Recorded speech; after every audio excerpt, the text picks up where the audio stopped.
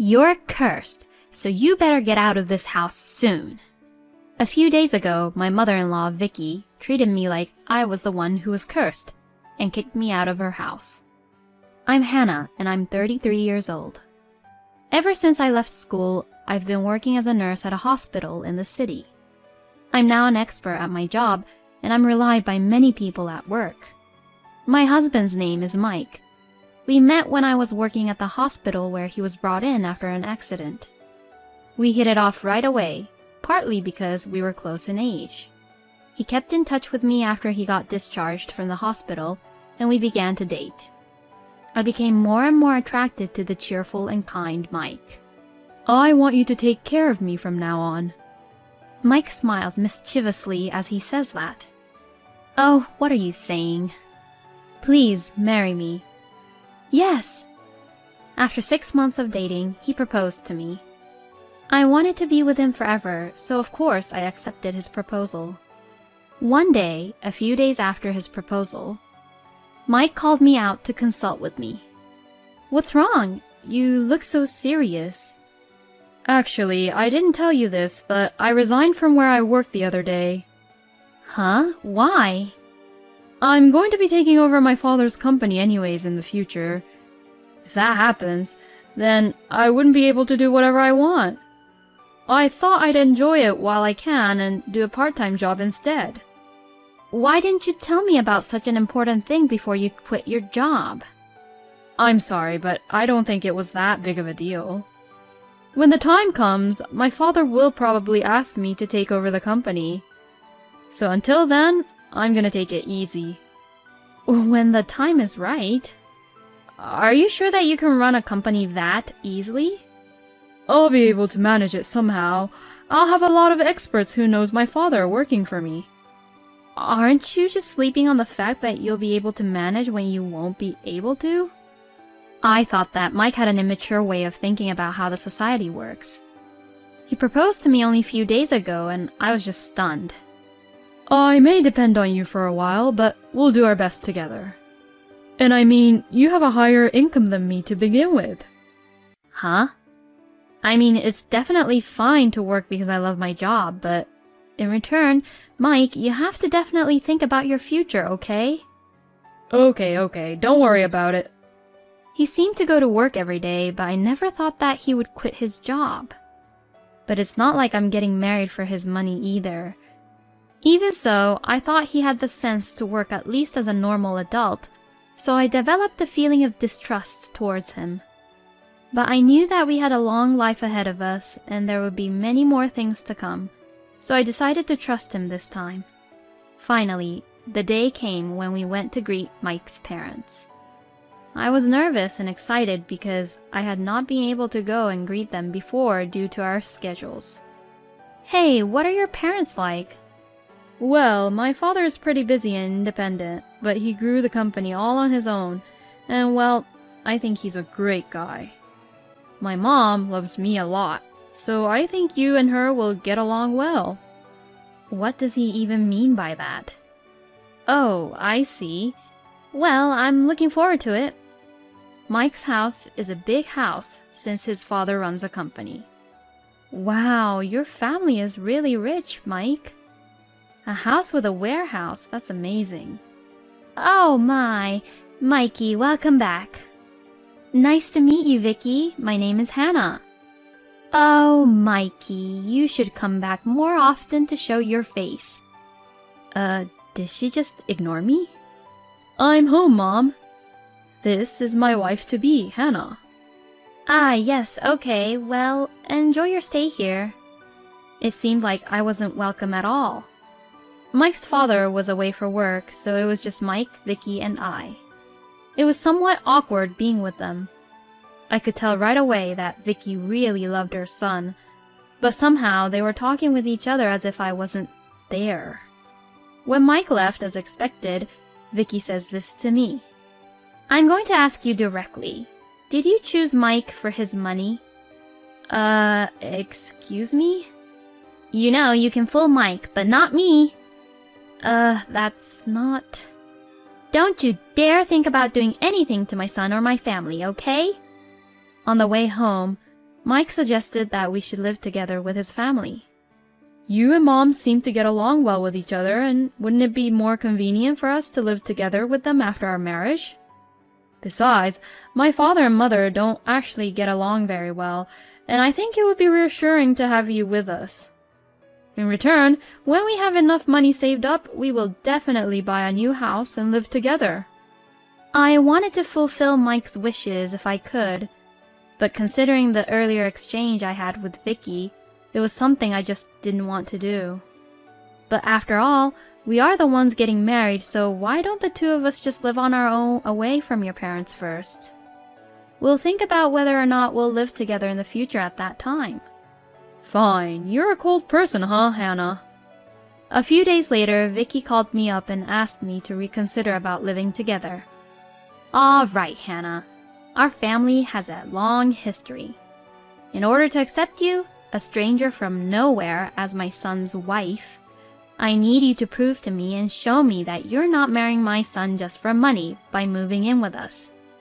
It's not like I didn't want to cut ties with Mike's parents, and I wanted to be amicable as possible. I felt a little positive that if I made an effort, I would try my best and that Vicky would approve me of being Mike's wife. If that didn't work, Mike and I would live away from them, is what I thought. Not long after that, we got married. My family and friends gave me their blessings at the wedding. But that was the beginning of our hellish life together at Mike's parents' house. I had no intention of quitting my job at all.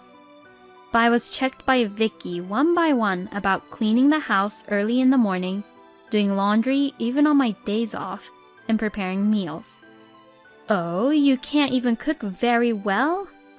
What a troublesome wife you are. You could have at least bought some side dishes. Huh, I think it's delicious. Is she bullying me?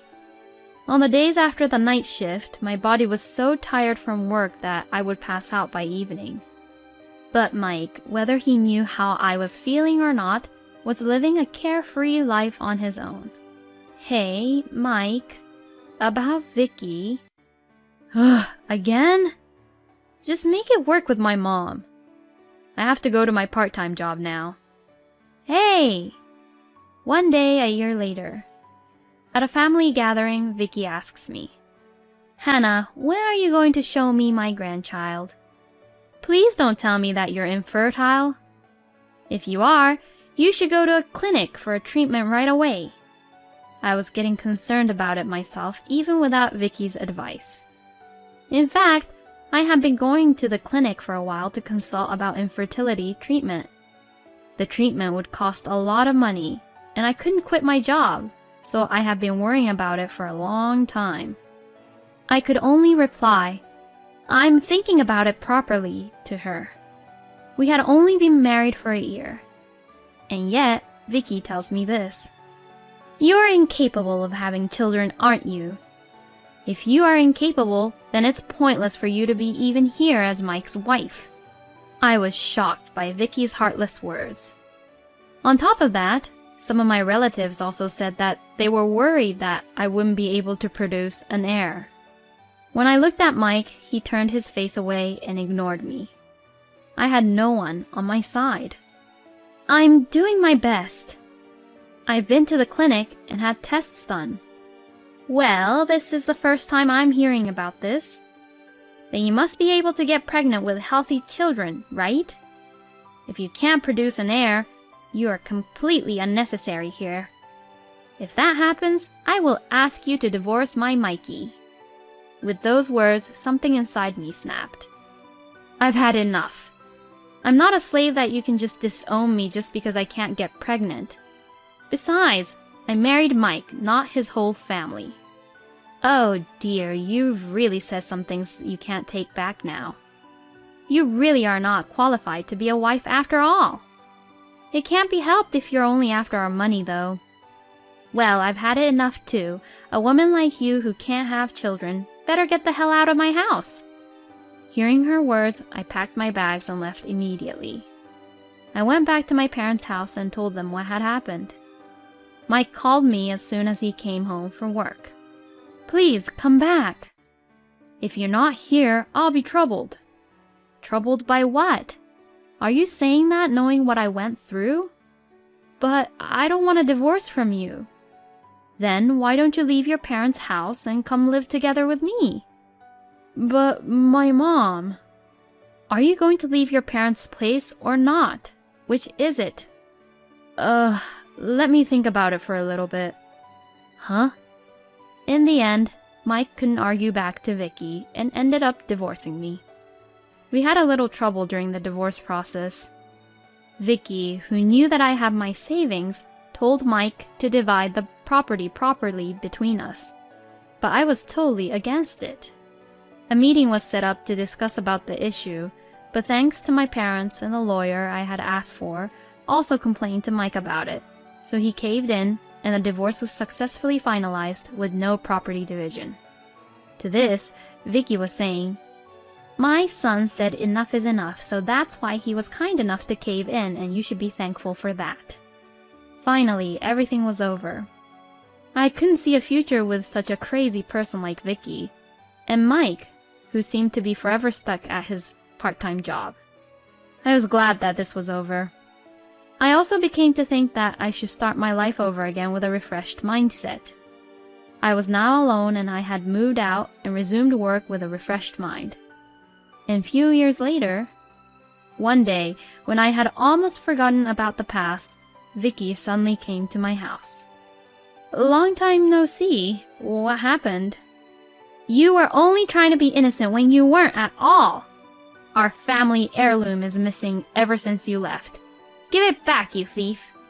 I had no idea what she was talking about, but I was not happy to have her making a scene at my front door, so I reluctantly asked her to come inside the house. Vicky was being very aggressive. "Our family heirloom, which was placed next to the warehouse, is missing. It was you who took it, right?" Not only did she accuse me that I was unable to have children, but she would also accuse me as being a thief. I'm just so stunned. "Huh? What do you mean? I have no clue what you're talking about." "Fine, I'll give you some time, a few days, to return it back. If you return it in time, then it'll be fine. If you don't, I'll sue you." Vicky finally left after saying that. I had no idea what was going on, and all I was left with was a feeling of discomfort. There certainly seemed to be a lot of important things in that huge house, but I had no interest in them at all, so I didn't even take a closer look. Of course, I had no idea how much they were worth for, and there was no way I was going to take it. And she just suddenly treats me like a thief. After that, Mike called me in a panic. "I'm so sorry, Hannah. I think my mother visited you, but it was a mistake about the family heirloom being stolen. I'm really sorry about this." He told me this over the phone and hung up. Exhausted by this turn of events, I lied on the sofa. A few hours later, the doorbell rang, and both Vicky and Mike came in together. "I know you're in there. Come on out." "Come out, you cursed one. Give me back what you stole from me. I came all the way here to get it for you." "Mom, just please calm down. Vicky is just screaming around for me to return their family heirloom, and Mike is desperately trying to stop her. It's not good for the neighbors to hear you screaming in a place like this, so come inside, please. If you just return what you stole from me, then everything would have been fine." "Mom, as I've been saying, there must be some mistake here." "Why are you protecting this woman, Mike?" "What do you mean, why? That's..." And then it hit me. "Mike, could it be you who took the family heirloom?" "Huh?"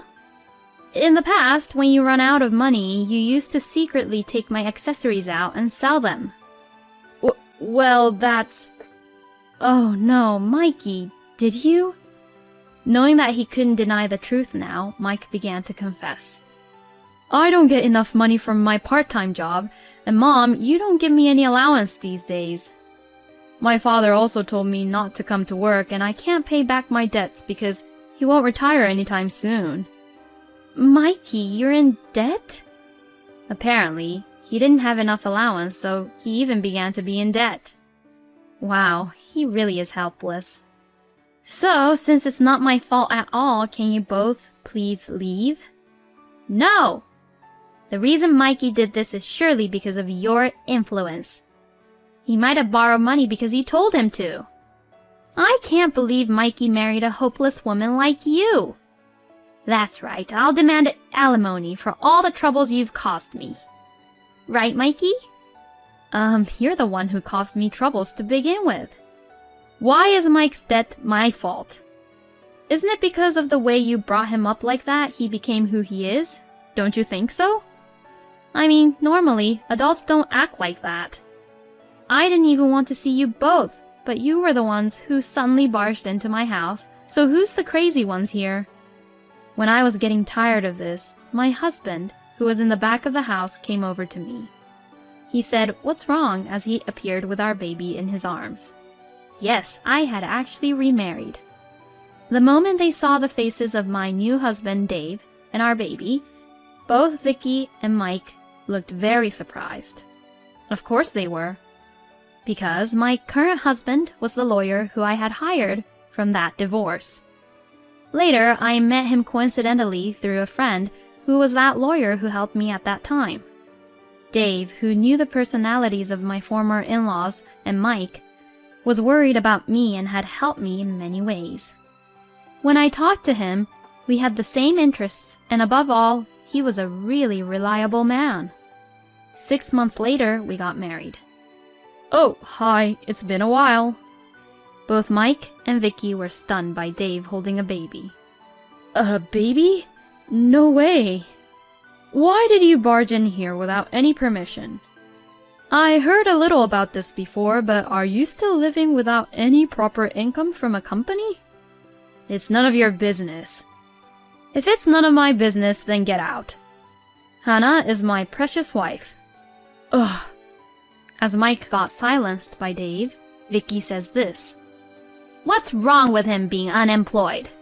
Mom, stop treating me like I'm unemployed. My husband sighs loudly, and this makes our daughter cry. You do know that I'm a lawyer, right? If you make any more ludicrous accusations, I will proceed this to the court to take legal action. Let's start with breaking and entering. I only just walked in here for a minute. Then Dave says this. You may think it's easy to say that you just only entered someone's house for a few minutes, but the crime of breaking and entering comes with penalties like imprisonment. The penalty for breaking and entering is up to 3 years in prison and a fine of up to $1,000.